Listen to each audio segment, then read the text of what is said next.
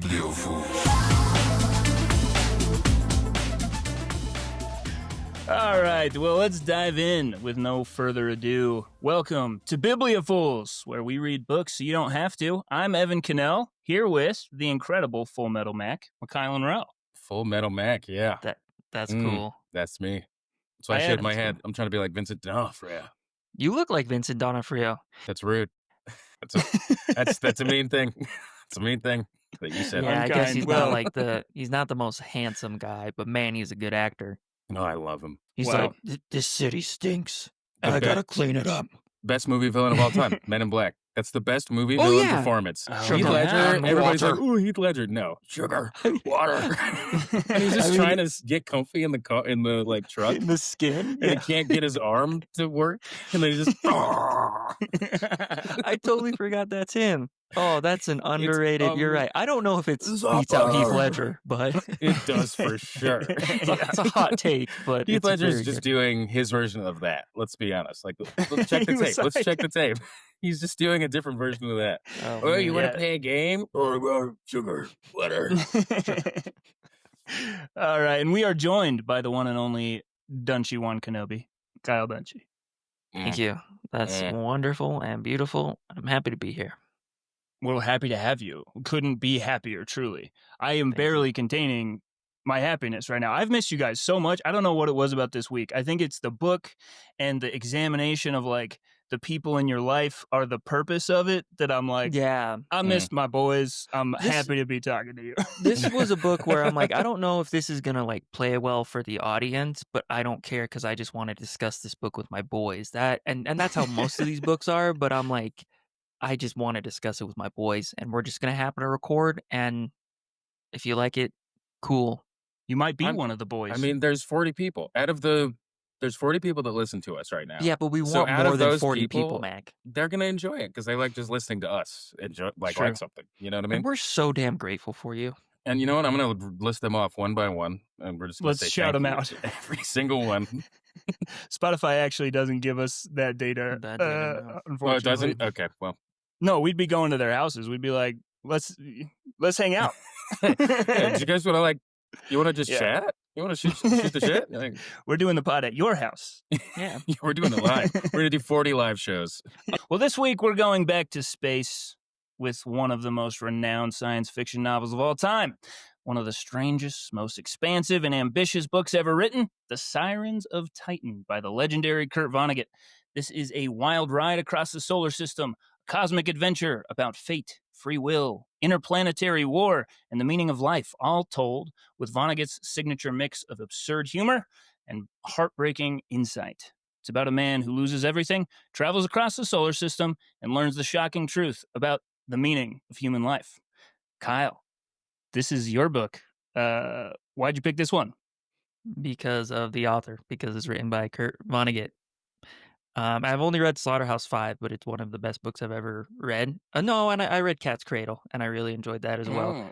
And I just thought we needed some Kurt Vonnegut in our life. I didn't know anything about the Sirens of Titan, so I went to the Book Garden, which is a used bookstore in Bountiful, Utah, and I saw it, and I picked it out, and I was thrilled with it, and it cost me $3, and it was awesome. I just want to talk about this book forever, and that's what we're going to do.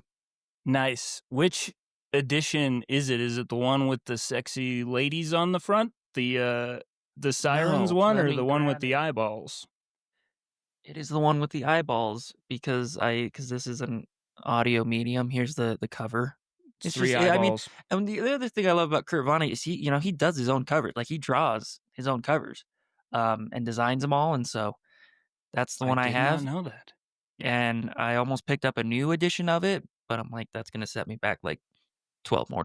So no way. Can't Yeah, have save that. that 12. You could use that for part of maybe something. Everything's so Part of expensive. We're all going to die. Yeah. I don't It's like- know anything about Kurt Vonnegut. I don't. He's a whole new. I know the name, and I know he's like Mhm. a famous author, but I know nothing about him. Yeah, we're gonna dive into Kurt Vonnegut. We're breaking this into two parts, everybody. So Ooh, this is a two-parter. So it's a take your socks two-parter. off. It's about to get wet on this ride. settle in. Oh, there's a Rattlesnake Rapids at Lagoon. You're going to get wet. Mhm. Yeah, kick your feet up. maybe just drive your car because you might listen to this in the car. And just get Put your ready phone for in a plastic bag because you in the splash zone. You in the splash Mhm. zone, baby. Splash time. This I is don't Water even know what World. Splash, I'm taking a bath. Yep. I in the group chat is inside baseball for the listeners was like, I want to do a space book, and Mac was like, all we've ever read is sci-fi. Let's do something else. And I was like, okay, fine, let's not do sci-fi. Whatever. I was being kind of a bitch about it, and You guys were both being bitches. You guys were both being a little I think bitchy you about guys it. were being bitches. I made one small request. I was like, can we change it up a little bit, guys? We've read 20 sci-fi books this year. I am positive if somebody read our whole group chat, they'd be like, this is 3 bitches. So, let's just move aside. It's Welcome sort of to Wait, you can't throw me. I didn't even care about this. You started out bitching. Don't even. I mean, the group text as a whole, like as a whole, it should be titled not. It shouldn't be titled Bibliophile. There should be 3 bitches reading books. That's what the original podcast. You had the 50 Shades meltdown. I've had 20 meltdowns. Evan could not handle not reading a space book. I really wanted to read a space book. Yeah. So I had sci-fis in mind. I was like, let's go. And then I was like, you know what? Actually, Kyle, it's been a while since you've chosen a book. And you were like, Sirens of Titan. And I was like, I'm not going to say anything. And then Kyle pops in. What was it? 2 days later, he was like, oh, man, I just realized Sirens of Titan is a sci-fi. And I was like, got him. You got my other 2 bitches. Yep. And I was like, fine, bitches. I just sat back. I put my phone down. I was like, I don't even need to. Cal was like, are you okay? You cool? Because I just kept saying, okay, fine. I was acting like a petulant asshole. Yeah, Mac was being a little child. And you were like, are you cool? And I was like, I'm fine. I just am. I've just resolved in anger. I didn't know it was because, like I said, the 2 books I've read of Kurt Vonnegut, I guess Slaughterhouse 5 you could easily consider sci-fi, but it's more about the bombing of Dresden than anything. So I didn't think that's what this was going to be when I chose it. And then, like, right out of the gate, it's like, we are in space. We are doing space-time travel. And I'm like, sorry, Mac. Okay. The title is referring to a planet. Like, that's when I was like... But I didn't know that. Sirens of Titan, that could be anything. That could be, like, a precursor to Remember the Titans, or about the wives of the guys in Remember the Titans. That's what I thought. It's probably about the sports team. Sirens, yeah. It's the women who have ruined professional football players' lives. The Sirens of Titan. That's what I thought. Let's read that book. Let's talk about Kurt Vonnegut, though. So we really can't provide a complete background on this book without just talking about who is Kurt Vonnegut. He was born in 1922, Indianapolis, Indiana. He served in World War II, where he survived the actual bombing of Dresden as a POW. There was a trauma that shaped his worldview, later inspired his most well-known book that Kyle's mentioned, Slaughterhouse 5. After the war, he worked in public relations and began writing short stories before turning to novels. And he kind of has this style that I think has been replicated since, but he was a pioneer of its dark comedy, satire, science fiction, and like highbrow philosophy all sort of rolled into one. And his works often wrestle with the absurdity of war, the illusion of free will, and humanity's struggle for meaning in a senseless universe. That's Kurt Vonnegut. I mean, I've never read any author like him at all. He's definitely a pioneer in this stuff. And man, if you haven't read anything pick up literally anything of his and read it, and you'll enjoy it. I mean, it's honestly, like, I like this book. I really like this book. It doesn't mean there were parts that, were kind of a lull for me, but it's always worth it. I feel like all of the books I've read of his, I'm like, totally worth it. He also made a board game. He made his own version of chess called GHQ, where you have like paratrooper pieces. And he did that like he was trying to just make money creatively before his books got big. And then it sat in manuscripts, just the design for the game, forever. And then like a couple years ago, some guy was like rifling through his papers and was like found the game and published it. You can buy it at Barnes and Noble. That's a fun factoid. That is interesting. That's pretty cool. He's one of those guys. I didn't know that he was like a sci-fi satire guy.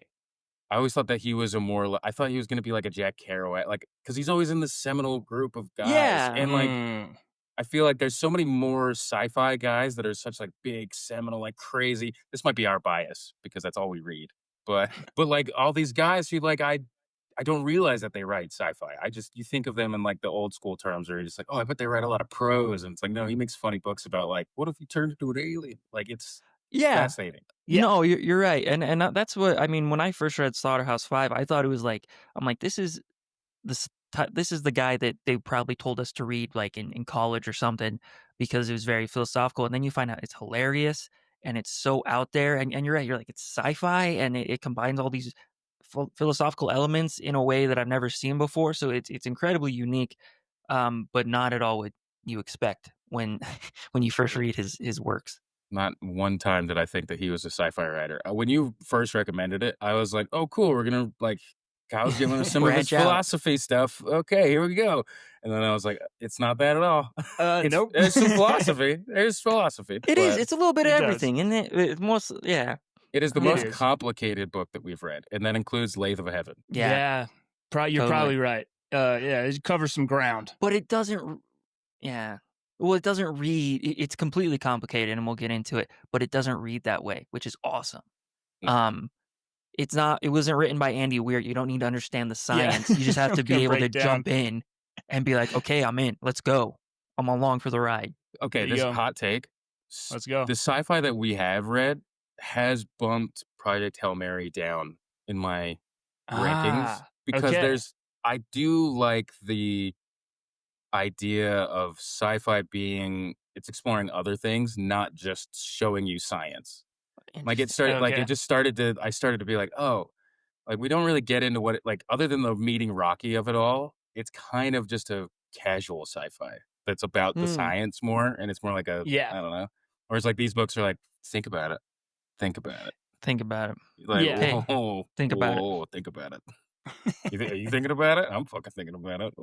Think about it, though. Think about it. Well, Sirens of Titan was published in 1959. It was Vonnegut's second novel.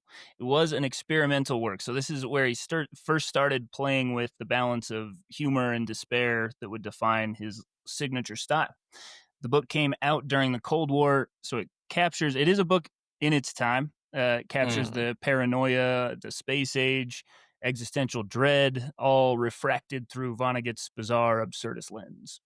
Was not a bestseller at first, but over time it's become one of the most beloved works in science fiction and laid the foundation for his later classics like Cat's Cradle and Slaughterhouse-Five. It's another one of the in our like little series that we've been doing.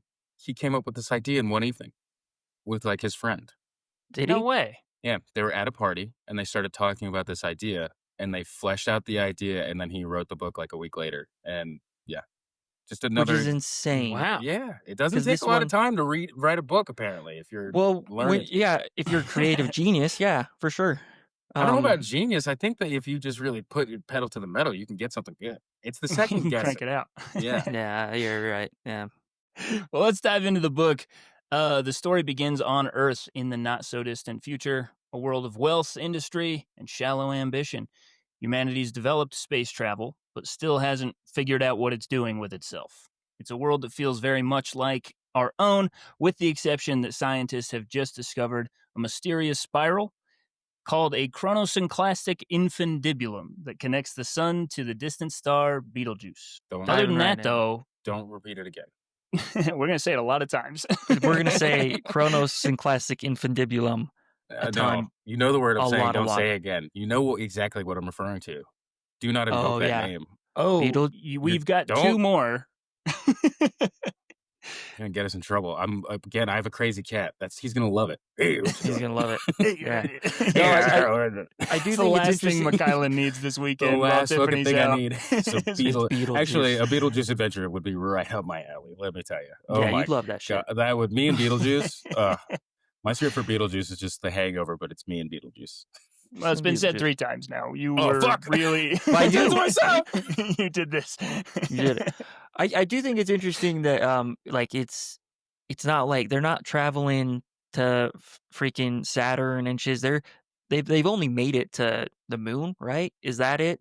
They haven't Yeah. gone very far beyond the moon. So they're in the early stages of space travel, but really early on they find this chrono-synclastic infandibulum that just kind of like thwarts all of that. And so like they're in a realm that we can understand. We're like, yeah, we've been to the moon. It's We're exploring other exactly things. where we're at. It's exactly where we're at. And so Yeah. it's with the exception of this crazy thing that's going on. So I thought that was interesting and weirdly relevant and weirdly grounding um, in a book that isn't going to be that way anymore. And they No. go into that whole thing about the Tower of Babel. Oh, I Babel? love it. That whole They go, bit, yeah. yeah, the preacher's perspective of like, we can't do the space race anymore because it's like the Tower of Babel. It's just an analogy of that, God cut us down in the Tower of Babel, and now instead of cutting down the tower, he gave us the chrono-synclastic infandibulum, which I said wrong. And he's like, and that is stopping space travel, and it's God's way of being like, stop it, stop going to the heavens. That was interesting. Yes, they don't really understand it, but they can tell that it's like dangerous, and so they do ground all space travel except for one guy. So let's meet our cast of characters here, starting with Winston Niles Rumford and Kazak, the Hound of Space. So this is a wealthy space explorer and his dog. They found out about the chrono-synclastic infundibulum and then just flew his private spaceship right into it. And what happened is they merged with it, meaning they're now stretched through space and time, existing in the past, present, and future, and everywhere between the sun and Betelgeuse simultaneously, but only materializing on Earth when the Earth passes through the chrono-synclastic infundibulum. So then he materializes. So it's every 59 days, he's like here for a couple hours. That's Winston Niles Rumford. If you want a mental image, he is Ernest Hemingway. It's just who he is. Is that what I don't know who I pictured. When I was reading it, part of me I went a little Michael Cera in my head because he's just kind of a scamp. He's like a scamp. I get that he's supposed to be this crazy rich guy and all that stuff, but like he's just so scampy, and because the time's kind of stretched his brain where he doesn't care, that spaciness, but still he's like kind of cool. He said I highlighted like 30 of his lines because I was just whoa. He says some profound shit. I thought it was like a Hemingway, Teddy Roosevelt type explorer with this mastiff that's also with him and appears. I love Kazak, or however you say it, because he's what the Hound of the Baskervilles should have been. This giant space glowing dog. I kept thinking that, like, missed opportunity, Sir Conan Doyle. I just love that he's there, and also my dog's with me the whole time too. And he's huge, and he will bite you. He's like not a nice dog. Yeah. And to be clear, if anybody has been picking up on that, this is the fourth time we've talked about how much we hate the Hound of the Baskervilles. And fuck you, Sir Conan. Yep. Like, I hate that book. Seriously, me too. Biggest letdown. Favorite literary character has a whole book about him with like a fake dog. Get out of here. Seriously. Get out of here. That's the last time. Actually, no, we're gonna keep. We're gonna keep talking shit. No, this is our lore. We hate it. Well, there's also his wife, Beatrice Rumford. She is not like him. She just is very resentful, very independent, determined never to be used by anyone or anything, and just really hates Winston. Every time he shows up, she's like, I am going to be in the other room. And they both come from, like, especially Winston. He comes from, like, money, but, like, a special class of money where they can go explore space and do crazy things like that, like this elite class. Beatrice is also from a very elite class. But different. So I think it's important to know that these people have gotten a lot. I really liked Beatrice. I would say of the characters, that's my number one. Really? There's something about her where she's just like, time, help me. Yeah, very like she has the right questions, Yeah, very sympathetic character, I think. Yeah, well, okay, good point. Just to flesh out what Mac just said, this does illustrate, I think, the characters pretty well. So Winston Niles Rumford, he exists in the future as well. So he knows everything that's going to happen. And she starts to fall on financial stress and burdens.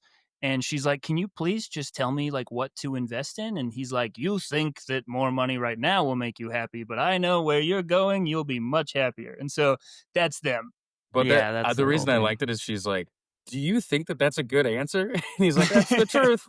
Yeah, she calls him out on his shit. She's like, you could give me all the money in the world right now, but you're not because you're just being a pretentious a-hole. Yeah, and I don't understand why, because we're married. And every time he explains it to her, she's just like, that's not a good answer. And he's like, bah. She's like, not good enough. Yep, correct. Shifting gears to Malachi Constant. If you had to choose a main character, it's Malachi Constant. Yeah. He is the richest man in North America. a sleazy playboy, and America's luckiest man. Born rich thanks to his father's bizarre and nonsensical investment strategy of picking stocks based on like the ticker symbols that appear in the Bible sequentially. So like in the beginning, there's like an INT in there. He would invest in whatever company that is until it doubled. And then he would take all of the money out of that one stock and then go into the beginning, whatever the next like ticker symbol was. And that just never didn't work for some reason. Yeah, and I kind of want to dive into the background of his dad, because his dad was just kind of like a nobody, late 30s, started this bizarre thing in a hotel room, never left the hotel room despite becoming the richest man in North America. He knocked up this girl he was banging. She had a kid, and he wasn't interested in meeting Malachi until he was 18 or 21. Something like that. Something like that. And then he finally meets Malachi, but it's this weird bittersweet thing because there's a picture of Malachi in his hotel room where he lives. And so like you can tell he loves his son and cares for him, but this is the first time he's met him. He's like, okay, here's my investment strategy. Don't blow it. This is probably the last time we'll ever talk and the only time we'll ever talk. So Malachi's got this weird, he's super lucky, but his dad was a really fascinating character. I don't know. There's more depth than he's just like a lucky, sleazy playboy, but he is that as well. It's like it's Tony Stark all day.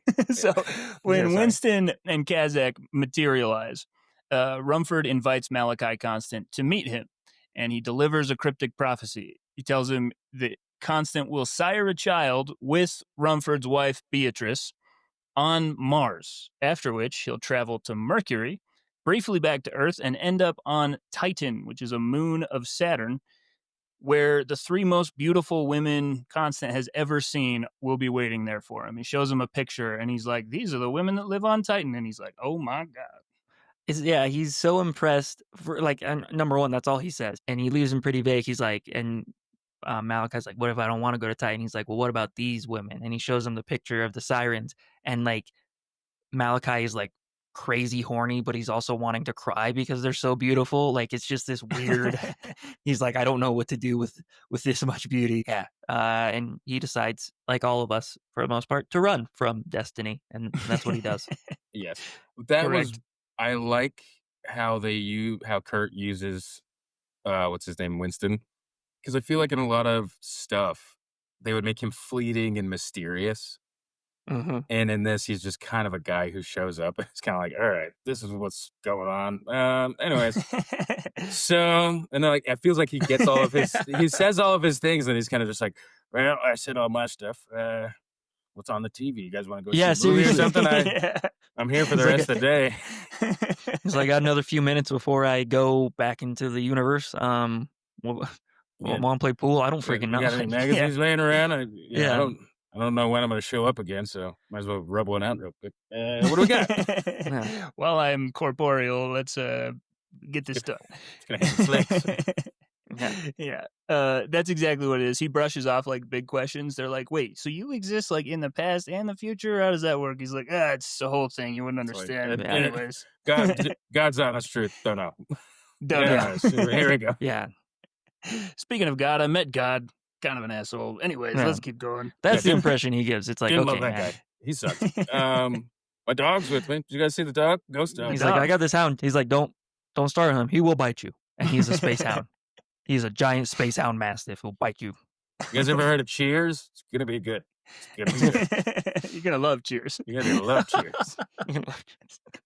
Oh man. Well, both Constant and Beatrice do everything they can to avoid Rumford's prophecy. Constant, because she's absolutely terrified because she hates Malachi Constant. He's just like everything she hates. Yeah, she could not hate him more, and Constant is just kind of indifferent to her. And it's worse than indifference. He's like, I'm gonna go out of my way to like try and avoid this prophecy because I think it's gonna come true. I'm kind of that lucky. So like, I don't really have to try to be nice to Beatrice at all, like, because destiny is going to put us together. She really has no choice. So he like writes her letters, and he actively attacks her. I wrote like 50 letters. They all read the same. It's like, hey, idiot, can't wait for you to be my whore. Yeah, I know. He's a huge dick, and that's just his way of trying to avoid destiny. while he's partying and banging chicks and probably doing all sorts of drugs, and then Beatrice is just trying to get her space husband to give her answers, and he won't because he's vague. Yes. So So Malachi's bizarre luck does dry up. Kyle's exactly right. He's just partying. He's doing what he always does, and he always gets lucky. He wakes up from like a particularly insane bender, and his like business manager's like, yeah, all the money's gone. I don't know what happened. The investment strategy stopped working, and you're broke. And two Martians show up. These are, by the way, Martian humans. They are humans from Earth that have gone to Mars and are now Martians that show up, and they're like, hey, you're broke. Come with us. And he's like, okay. And then they just go kidnap Beatrice because she'd never come willingly. yeah, Malachi Constant, after he is broke, he goes and there's a message from his dad. It's like, hey, if the investment strategy ever runs out, just kind of go with your gut. And if something presents itself, go with it. And then the two Martians show up. They're like, hey, come with us. And he's like, okay. And then he goes, but then poor Beatrice has to get kidnapped in order to go. Like, this book really hangs its hat on and is an interesting meditation on that whole like fighting destiny versus like the whole free will thing. I didn't steal that from Google, but but what an interesting thought you just had. Wow. It's completely original. But I think in thinking about that, I was like, if you think about free will, you don't have any. If you really get down to the brass tacks of it, and luck is not like a real thing. It's just what's going to happen to you based on the set of circumstances around like the context of your life. And so this book makes that picture in such a bizarre, entertaining way to be like, oh yeah, maybe I'm just going to do what I'm going to do. I'm like, I'm on a preset and I have to just act. But then you want to get ahead of it and you want to think your way out of it, but you can't. It just offsets the inevitable. Kyle, where do you land on free will? I think I think it exists. I don't think it is as broad as we like to think it is. But I do think that we have a form of free will. I do believe that. That might be a hot take among you guys, but I believe it. Nice. What do you think? So, well, I guess to not derail the podcast completely, because I could talk about this, for an annoyingly long time. I'm in the free will doesn't exist camp, I think. But really just because of what Max said, I think it's like, it feels very much like you have free will. And I think it's like a useful thing to believe. That, it's like one of those things that's like useful, not true, where it's like, I'll be better and like more hopeful if I believe that there's free will. But when you really examine it going backwards, it's like, well, I only did this thing because I had these choices, and I made that choice because I had these values, because of, you can just like pull that thread forever. So much so that I'm like, it does become a moot point at some point where you're like, okay, clearly there was a lot of things going on that weren't just you making decisions, That's kind of where I'm at. Yeah, I agree, but then I also disagree. But you're still making the decisions. I think it's you're on a to some degree. You're on a track of like it's kind of like you're on rails, like in a bowling alley. Like you're gonna hit those pins no matter what, but how you go down the lane is what will always be different. And you're just constantly, the choices you make are just how you throw the ball down the lane over and over again, and then the fallout of the pins. And like, okay, so this is fascinating. That's just my thought. It sounds like Kyle believes in free will. I'm on the full determinism, and McCollin's like, it's limited free will. We're going to come back to this at the end of the book, because I do think that this is Kurt Vonnegut trying to like, part of this book is an exploration of this question. Is there free will? Yeah. So yeah, we'll definitely dive back into it. Just wanted to see like baseline. Where are we at? And my last thought on it is is kind of, I do feel like the free will part of it is like, it's just, you're going to react to chaos over and over again throughout your life. Like it's us versus entropy forever. And like trying to make that make sense. And the free will part of it is how we would make choices, which would then control the entropy, but we're never actually going to control the entropy. So you can't really have a destiny because everything is constantly changing and moving and splitting apart. But the way that you make those choices is part programming and part action. And the part that feels like free will is how, like, again, like the bowling, how you're going to throw the ball. But no matter what, you're going to throw the ball, but then you have to react to what the consequences of those actions are. The exact same way. Like you still have to, you you're going to do the same thing over and over again in various ways. And that part feels like free will, but you're still going to do this one thing that's based on your like preset. So you do have a form of free will in the choice, but then all you're really doing is fighting chaos. And you already have a preset of how you would fight chaos. And that's what makes you good at it or bad at it. And that changes throughout your life. Yes. Matt, do you want to go bowling?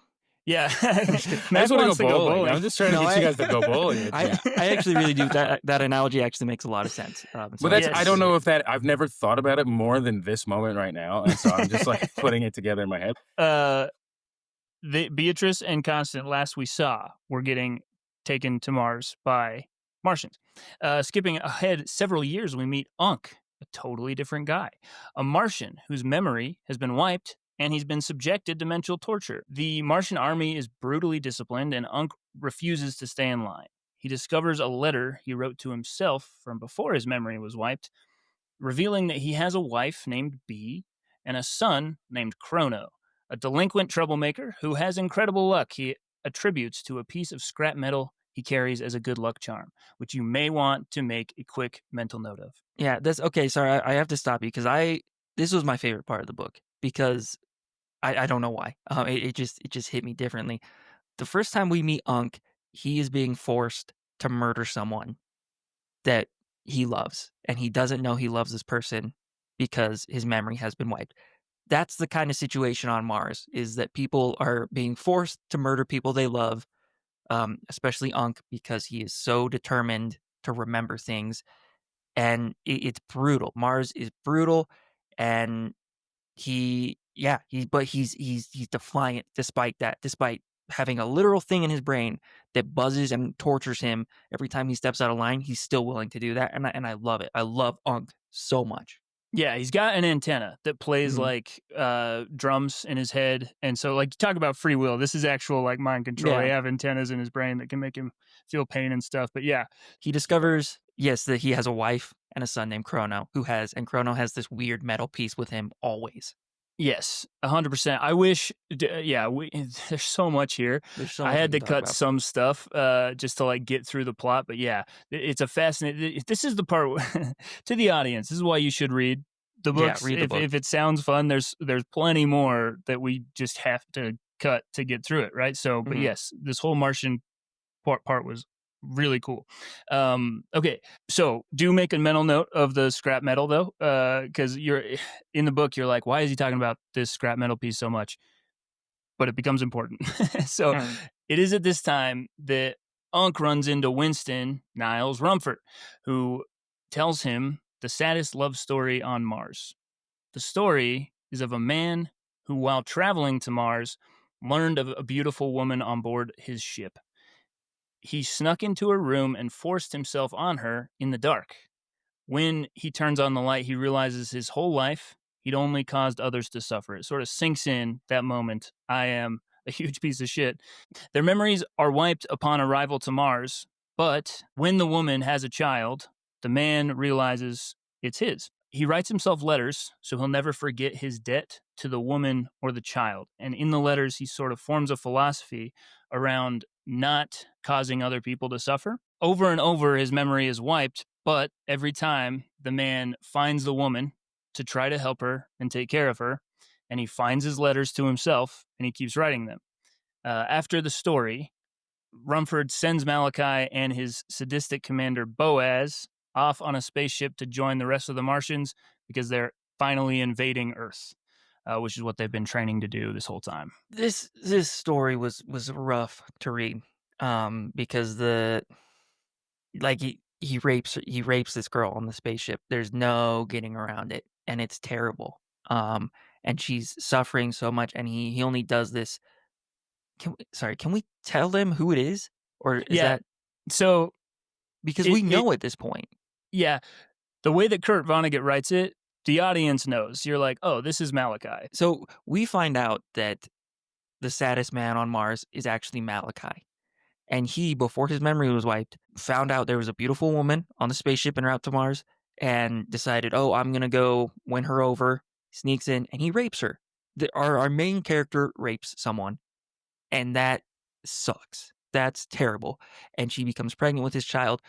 But like Evan said, that's the clicking point where he's like, I'm not going to do this shit anymore. I want to be a different human being, and I don't want people to suffer anymore after this terrible, terrible thing. And that's when he becomes Unk in a way, where he becomes this person who's like, I'm going to defy the odds, and I'm going to do all I can to remember this woman and my son and defy the Martian order and do all I can to be a better human being. And so it's a very gross and sad turnaround. I don't know how you guys felt about that, but when I found out he straight up raped her, I'm like, ugh, that's Yeah, awful. it's not Mhm. great.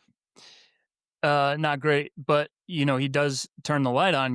Before his memory was wiped, there was a moment where he was like, "Oh shit, Winston Niles Rumford told me about this. I didn't think this is how it was gonna go." I think he Yeah. pictured that because he realizes this is Beatrice. Yeah, I mean, I could talk about just this section of the book forever. And it was just so interesting and it's sad and heartbreaking to me. And then Beatrice, poor freaking Beatrice, but then, like this redemption, kind of a redemption, if you can call it that, for Malachi, who is, just fighting like he never has in his life to be a good person, and that's his only goal against all odds. I don't know. I just thought it was so interesting. Yeah, one thing that I thought was fascinating is their memories have been wiped, and so all this terrible stuff has happened, and so it's like context, but their experience, he doesn't know why. He's like, I have to make sure that this woman is okay. Which is like Mm. fascinating because he doesn't remember why or like what the terrible thing that he did, but he runs into Winston Niles Rumford and hears the story after he snuck away and he found B, who was Beatrice, and said like, hey, we're I'm the father of your child. We can run away together. We can escape. And she's not interested. And he finds Chrono and he's not interested. So they're kind of like brainwashed by the whole system. And it's a futile thing that he's doing. He's like Yeah, trying to rescue them. and he's trying to rescue them, but also B's response is very appropriate because even if B remembered, she's like, I don't want anything to do with you. She's like, you're not. She's like, yeah, I believe that you might be the father of my child, but that doesn't mean anything. And she's totally indifferent. And at the time, you're like, why doesn't she go with him? And then you find out, even though her version doesn't remember it, like she just doesn't have the same motivation. She's like, I've just been taken advantage of again and again. I'm just gonna do what I need to do to survive and keep my son alive. And so I mean, it's only a few chapters, but I could There's a dive into lot. this section forever. Yeah. Do it. Go. No, but like with all that content, because we go from thank you, Mikhail. That's But what we we're go doing from here. It's the show. yeah, Malachi goes from like this sleazy, lucky, never worked a day in his life, playboy, gross human being who takes advantage of women to like the most determined guy on Mars, despite the sadistic torture he's being subject to, and just that shift is so interesting and powerful, and I just loved it how we just go from one version of a person to another, and that people can contain, as we talk about, multitudes, and be different based on, I'll say it, their actions and what they want to do. They can become a different version of themselves. They're still on Mars. They're still subject to fate, but they're changing themselves internally, and I think that's powerful. Okay, here's a question that I just thought of. Do you think memory loss it like enables change? I feel like sometimes your memory and your narrative of yourself produces sort of the same shit over and over again, especially like bad, like stuff you don't want to be doing. So it's like, I don't know, maybe that's a good idea. Let's figure out when people do atrocities and terrible things, how to like wipe their memory, but keep the guilt. And they just wake up and they're Yeah, like, I don't know no, who I am, but I But gotta. isn't that is like a yeah, thing though? Is like I feel like I've heard stories of like people who've killed people and like they don't remember doing it because your body kind of doesn't try to hold it. Like you try to erase things mhm. like that from your memory, right? And so that is kind of a thing that your body just naturally does. It's like just erase, erase, erase, It erase. tries Like to, yeah, don't we Yeah, can't yeah. keep this on the hard drive because it will fuck up the system. yeah, But also, I do ah, think that there's a level you don't. It's the body keeps the score. Maybe we should just read mm. that book. But Yeah, like we you should. always, you can't fully erase everything that you feel. If you feel something intensely enough, you can't get rid of. Even if you Yeah, forget it, you and can't get so rid of it. yeah, and Mm. I think like you're saying, it was important that Malachi had that realization before his memory was wiped because otherwise his actions would have been completely different. But because when he had free will, in the sense, before he when he knew who he was, he had that realization that I need to protect and be a different person that carried him through, whether it was through the body, like you're talking about. That's what helped carry him through. But I think it's a very interesting thing. And I think having his memory helped, but it also hurt him because every time he got his memory wiped, he had to fight through the pain and the torture to rediscover what he's learned and what he's had to teach himself through letters and through his buddy who he ended up killing. So sad. But that is a thing, and it's in a lot of religions, and it's like this not dumb. It's the idea of like reincarnation. This is like a truncated version. Well, yeah, it's like being born again. Yeah, born again, and I think they've proven it, haven't they? Like DNA memory. You like like trauma imprints onto your DNA. Apparently, I don't know if that's completely true, but like I've heard that. But this kind of is about like it's like that same thing of like when we're talking about fate and being in the bowling alley, you have to keep throwing a ball that's too heavy for you till you figure out how to throw a different ball because the person before you told you needed to throw that kind of ball. Yeah. But it is that. Yeah, of course. Yeah. How could it be any other way? Yeah. Keep in mind what we're talking about here, guys. We're talking about bowling. Welcome back to Bowling Talk. We're talking about, but this is why Vonnegut's so damn good, because this is a book on the base, just about space. It's about space people. But here we are having these deep conversations, and that's why Vonnegut's the man. That's why he's the best, because he can do that through sci-fi. Yeah, that's what sci-fi invites, is like the existential kind. It's like, let me give you an existential problem, but like not manifest it. It will keep it within the constraints of reality. Yeah, like if you're going to do something, you have to explain how you did it. No magic. Now solve the problem. Exactly. Yeah. Like let me give you the before, the after, and how it changed, and then what are you going to do now? Where do you plug yourself in, especially as like the reader? For you guys, do you think you have things that you do that are like are not parts of you? They're like parts of like in your family? And you're like, 100%. Oh, shit, that's just like a thing I have because like my fucking dad has that and like their grandpa had that. You guys ever like think about that? You know, weirdly enough, I don't feel that way about my immediate parents. I feel that way about some of my and I've only met one side of my grandparents because the other ones died. But I feel weirdly like I'm like this is a part of me. This is part of them that I'm doing, because I don't relate that much to my parents. I feel like they would do things completely different. But I think if I went back far enough, I'd be like, oh, this person responded this way, and that's why I'm doing it this way. I don't know. Yeah. That's a really cool thought, and I appreciate you bringing it up. But that's no, really, and I'm going to meditate on it tomorrow when I think about my ancestors. Boom. We're the Three Strikes podcast. That's strike one. And no. And they're I didn't mean to be a dick. That's a bowling strike. Yeah. No, that's three. We got one. Now we have one good strike. We're different than other people. We don't have bad strikes. 3 lucky strikes. Because we are bowling. I'm staying in your lane. Yes. Another bowling analogy. Staying in your lane. Well, that's okay. If we zoom out from how cool it is, does it ever annoy you guys, the trope of something horrible has to happen to a woman and a man witnesses it to change? Yeah. That's I think cool. This is like 3 times that we've looked at that. Although, man, dude, okay. But it works. So it's a frustrating trope to have to constantly battle through, but why it works. Why can't the man just change before the woman suffers? Well, this is, actually, seriously. All right. Taking like men and women out of it, I think that there's a masculine, feminine thing where it's like, and you can even take masculine and feminine because I feel like it's so complicated. There's like, there's a difference between. It's like a power thing. It's like a high status, low status thing. Well, I think to the extent that the woman represents innocence in the story, which often they do, and they play that they're like the personification of innocence. It's like the innocent, the suffering of the innocence will get actors to change, those who are like acting in the story, right? So again, the whole, like when you bring men and women back into it, it gets all complicated, but it's like the character, the driver of the story, you add the suffering of the innocent, and that is like a huge force multiplier for like a change of heart, you know? And so I think that there's a lot over literature and all kinds of stuff. Anyways, this is my like way to say, I don't know if it's that simple, if we can just flatten it, because it's like, sometimes it's a child, sometimes it's another soldier or something, but it's like that archetype is important. And I would hate for like, well, sometimes I do feel like we just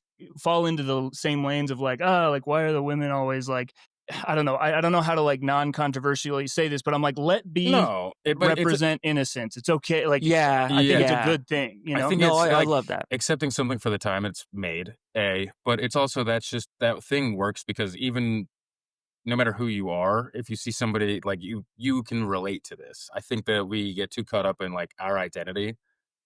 Like Mhm. we go into something wearing our hat and we never take our hat off. We just want to be in there. It's like when you play a video game and you see somebody who's SpongeBob and like Call of Duty, and it's like you're existing outside of the world.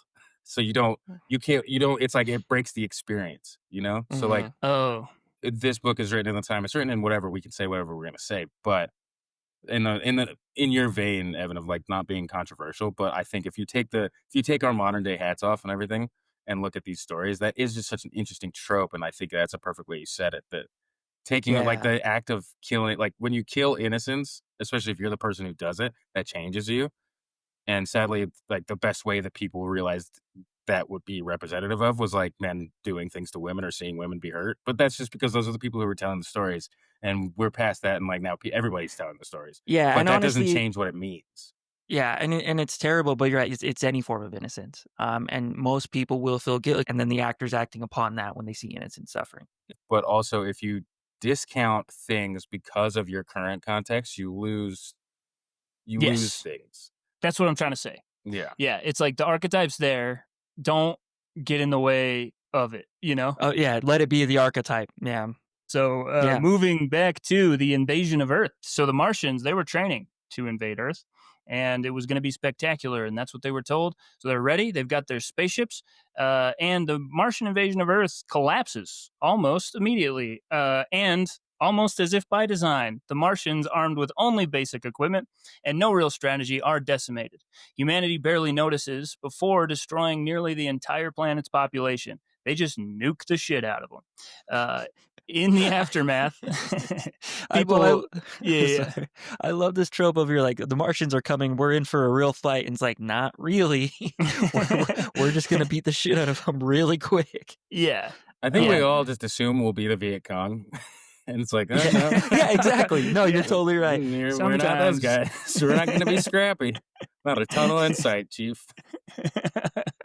Yeah, so the Earth, well, no, it's Earth that nukes the crap out of the Martians. Oh, well, that's what I'm saying. But Yeah, We assume we'll as be the people, underdog. we're always We like, think we're that- going to be, yeah.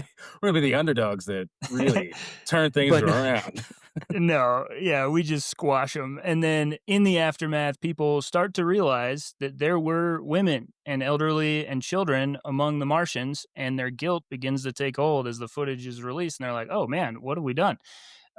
Winston Niles Rumford, who carefully orchestrated this entire thing, materializes at this point and unveils his new religion, the Church of God, the Utterly Indifferent. Its central doctrine is that the universe doesn't care. God doesn't care about human beings, and that people ought to care about each other instead.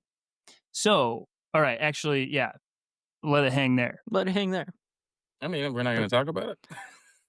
No, Well, I just was gonna like roll let them right roll, out of talking into banter. So you guys, what Now did it's you our turn. think? No, I just love that the Martians come. It's a complete massacre to the point where the humans feel bad about it.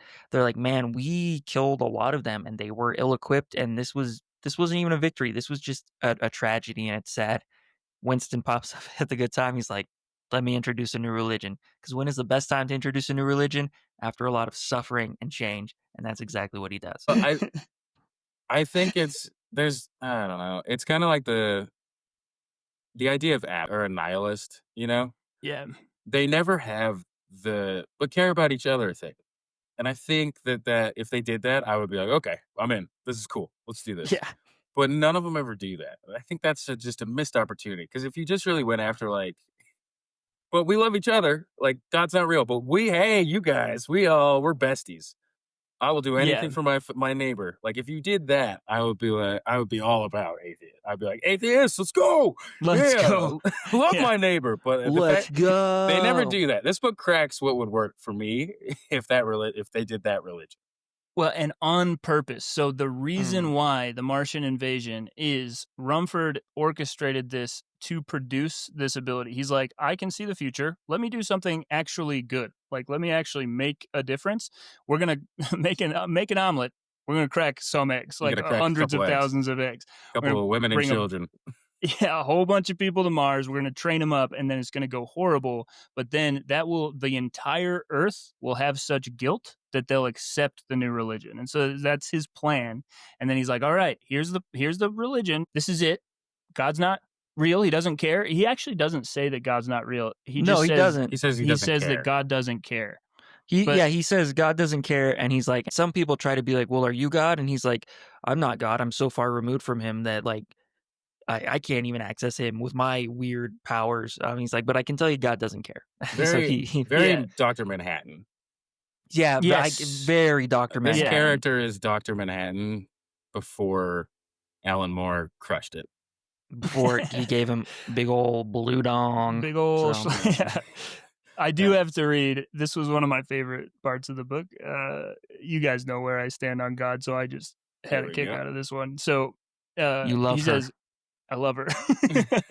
As a presently confusing beginning, said Rumford, I shall tell you a parable. Once upon a time, luck arranged things so that a baby named Malachi Constant was born the richest child on earth. On the same day, luck arranged things so that a blind grandmother stepped on a roller skate at the head of a flight of cement stairs. A policeman's horse stepped on an organ grinder's monkey, and a paroled bank robber found a postage stamp worth $900 in the bottom of the trunk in his attic. I ask you, is luck the hand of God? Rumford held up an index finger that was as translucent as a Limagos teacup. I don't know what that is. During my next visit with you, fellow believers, he said, I shall teach you a parable about what people who do things that they think God Almighty wants done. In the meanwhile, you would do well for background on this parable to read everything that you can lay your hands on about the Spanish Inquisition. Kurt is good with that. He loves to do a little... Good. He loves to build a big thing up and then hit a zinger. Yeah. Oh my gosh. And he does it so good, you're right. Is good. So, in a twist of fate, carefully also orchestrated by Winston Niles Rumford, Unk and Boaz. So, we didn't go into Boaz much. He's an asshole. He has a remote that controls the brain antennas, and he just like is real sadistic with it, very cruel. They find themselves driven off course, so they don't make it to Earth for the invasion, and end up stranded deep beneath the surface of Mercury. There, they encounter the harmoniums, paper-thin, radiant creatures that eat the vibrations of sound that come off of Mercury, because Mercury is orbitally locked with the sun. So there's a bright side of Mercury that's always pointing towards the sun.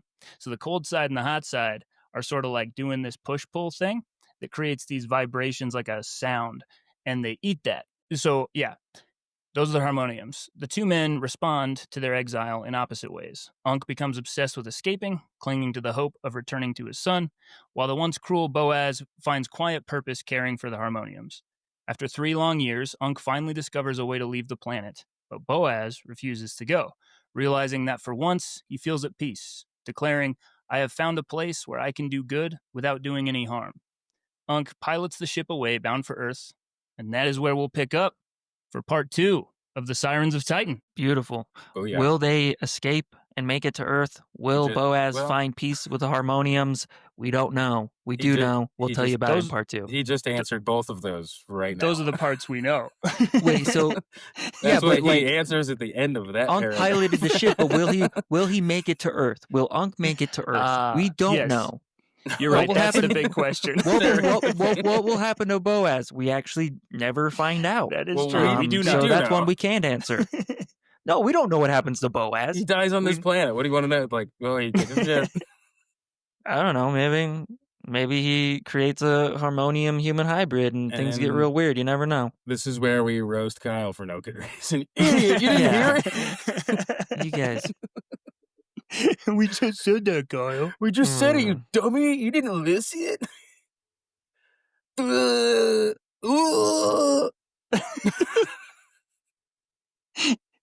don't know, man. Okay. We're getting a scary face from Kyle. You brought out scary Kyle. It's sad face. Oh, it's guilt face. Don't do that. Don't do that. Don't guilt trip me. Hey, may I introduce you to my new religion? while you're feeling guilt. I'm going to reintroduce myself. My name is How very Hove. appropriate. Thank you. Okay. Let's talk about the book facts. Sorry, I cut McKylan off. I thought you were going to dive into the book facts It's as okay. well. You can cut him off. Just like you get a couple. We do. At least. We all do. Karmically speaking. Yeah. This is the push and pull. Okay, this book, at this point, it's got all these like crazy ideas that I feel like are very near and dear to our hearts, right? Yeah. Do you Crazy feel... ideas generally? Just the idea. We just like the Yes. idea of crazy ideas. We love them. We're just like, oh my We God, this book love is them. full of them.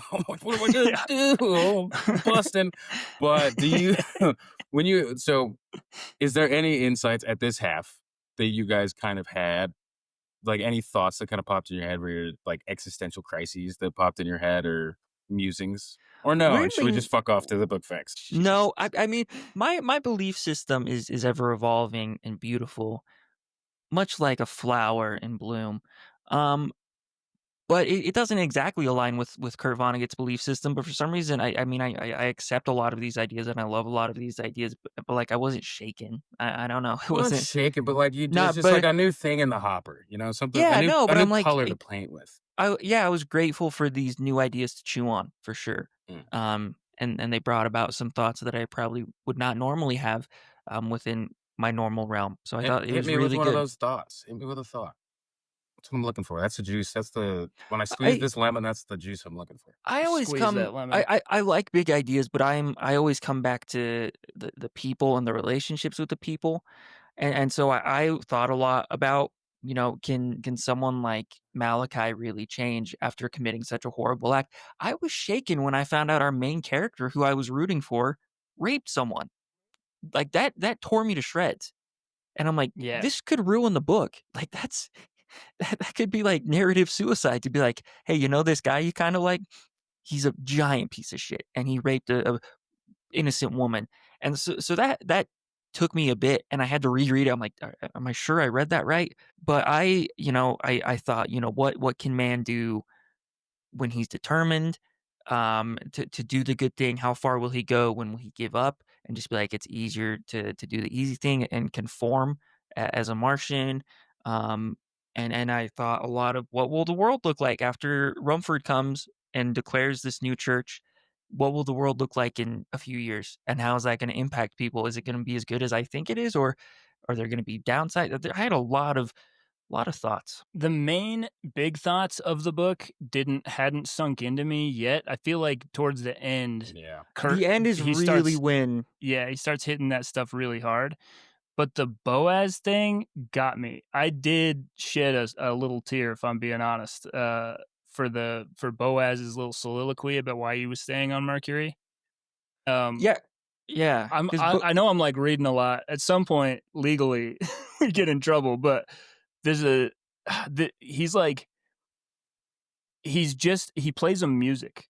And he makes sure that he muffles it with an ironing board that has like a pad on it. And then he puts the speaker down on the ironing board and it muffles the music so it's not overwhelming to them because they die if it's just straight up music. And so he'll play them like Tchaikovsky and stuff. And he's like, so he feels this purpose by like, I'm going to play you the best music you've ever had. And I just like make this banquet for all these little like starfish thing that are just clinging to the walls. And he's getting ready to go because Unk figures out how to get back, and he tells him he's not doing it. And he says, I kept saying it over to myself about how I'm going to be free. And then I try to think of what it's going to be like, and all I can see is people. They push me this way, then they push me that, and nothing pleases them. And they get madder and madder on account of nothing makes them happy. And they holler at me on account of I ain't made them happy, and we push and pull some more. And then all of a sudden, I remember all these crazy little animals I've been making so happy with music. And I go find 1,000 of them lying around dead on account of Boaz forgot all about them. He was so excited about being free. And every one of them just lost lives I could have saved if I'd have just kept my mind on what I was doing. And then I say to myself, I ain't never been nothing good to people, and people never been nothing good to me. So what do I want to be free in crowds of people for? And I was like, damn. I mean, and that's crazy. That's a huge shift for Boaz, because Boaz was a giant piece of shit. He was willingly torturing people on a regular basis because he was given that power. And so for him to now be like, I'm just going to care for these really tiny, delicate creatures, and that's my purpose now. That's a huge shift. That's beautiful. Well, it also Um, recontextualizes the way when you think about him torturing people, that's him doing something. It's him playing the music for them to feed them. It's him doing something to help the greater good in his mind. And now this is not that, which I think that's an interesting little dichotomy. I mean, we could dive into a lot of Big these word. characters forever. Especially Boaz, who doesn't, who is fascinating, and he's like, Unc, I don't want to go, and they could be hailed as hero. Who knows what's gonna happen? He's like, no, I'm here with my little weird starfish things, and it's a beautiful thing. Yeah, it's If you cool. found out that your Legos were sentient and the more things that you built for them, they would be happy, but it would mean that you had to give up on your life. But that means you could like save millions of Legos people. Would you just commit your life to building Legos? Would you do it? I do feel like that's what having kids is like. Yeah, Not to Is sentient Legos that you're not just to building destroy things your for? Lego analogy, but yeah, it's like, yeah, you do. There's a lot of things you don't do anymore when you have kids, but it's like you don't really give it a second thought. You know, I don't know. I think the harmoniums are a proxy for anything that you have in your life to love. You know, mm-hmm. I love that. There we go. Book facts. book facts. facts. All right. Vonnegut, he did write the Sirens of Titan while working at GE, surrounded by scientists and engineers. So that's fun. Also, his brother was a scientist who also, he did something. What did his brother do? See, Bernard, he co-discovered silver iodide cloud seeding. I don't know what any of that is. Oh, that's I've good heard for of cloud seeding. the It's what the theorists. conspiracy theorists are like the insert racial stereotype are controlling the weather, and they're doing it through cloud seeding. Oh, so that was Yeah. this guy's brother? So Yeah, he Also, made, that's real? What? What's apparently happening? it's real. No, it's This is okay. we just There's a found huge out. caveat. There's a huge cloud seeding is real, but not to the degree that it could control the weather or cause a hurricane by You any don't stretch of the know imagination. that, No, we do Kyle. know that, You McKylon. don't We know absolutely that. know that through science. There's a specific group of people that are doing it to us. The Vonneguts. The Vonneguts. Yeah, jeez. This is them telling us. This is their sick confession. So yeah, that's interesting that his brother discovered that thing that is very real, but not to the degree that certain weirdos make it out to be. I do There you love go. that no matter like how smart and successful you are, somebody close to you will just be funny Better. and creative and make fun of it. Yeah. Like his brother is a successful, all this stuff, and he's like, "What if I made a book that made scientists look like idiots?" Also, in one of his books, I can't remember. In one of his books, he's like, "This is what a human butthole looks like," and he draws. And I'm like, "That's Kurt Vonnegut." He'll say the most profound shit, and then be like, "This is what a human butthole looks like," for context. And my brother's a giant scientist, so that's crazy. This is something that I think about regularly. It's the duality. I think the more insane you are, the more you tie philosophy and absurdism, like those things make you laugh, and like I think that is true, and you have to have both. You can't be like, I don't laugh at stuff that's crazy, but I'm also super smart. I won't laugh at a butthole. I'm super smart. I'm too smart to laugh at a butthole. And it's like, now you're not actually. No, you're not. Because that means your brain is not open to discovery or new things or accepts things as they come, and so you can't Who'd have laugh. thought putting seeds in dork. clouds? Yeah, you dork, There's dork, bitch man, dork. Love it. There is a character in this book, just because we're so close to this concept, that like Kurt Vonnegut was self-aware about this. There's a character later who makes a bunch of sculptures of human history because he loves humans and like watching them, and he's obsessed, and so he creates sculptures of all these pivotal moments. But to show that he doesn't take himself that seriously as an artist, he always like fucks with them a little bit. So he's got like Rutherford looking at like a test tube, and he's like, the discovery of atomic power, but like he has a boner. Yeah, but he's fully. Which I think you need them. That sums it up. Yeah. Yeah. I think that's Kurt Vonnegut being like, yeah, I do that. Like I want to talk about the meaning of life, but I'm like not gonna be that serious about it. Well, Yeah. I think anybody who, if you ever been caught in It's like such at like a party or something, and somebody talks to you, and they're like just get real, you can feel them getting real deep. They're getting real deep with you, man. And then you make like a little bit of an off-color joke, and they just kind of blow right past it. I want to keep being deep, man. And I I used to just feel really shitty about it and be like, oh God, I'm just a joke, man. I can't feel things. Like everything's a joke to me. But sometimes I'm like, it's a good. Yeah. You gotta laugh at it. You can have if both. you're not, You something gotta wrong.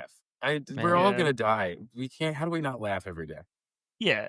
You gotta find a way to laugh at things. Well, let's close it out. We will be back for part 2 next week.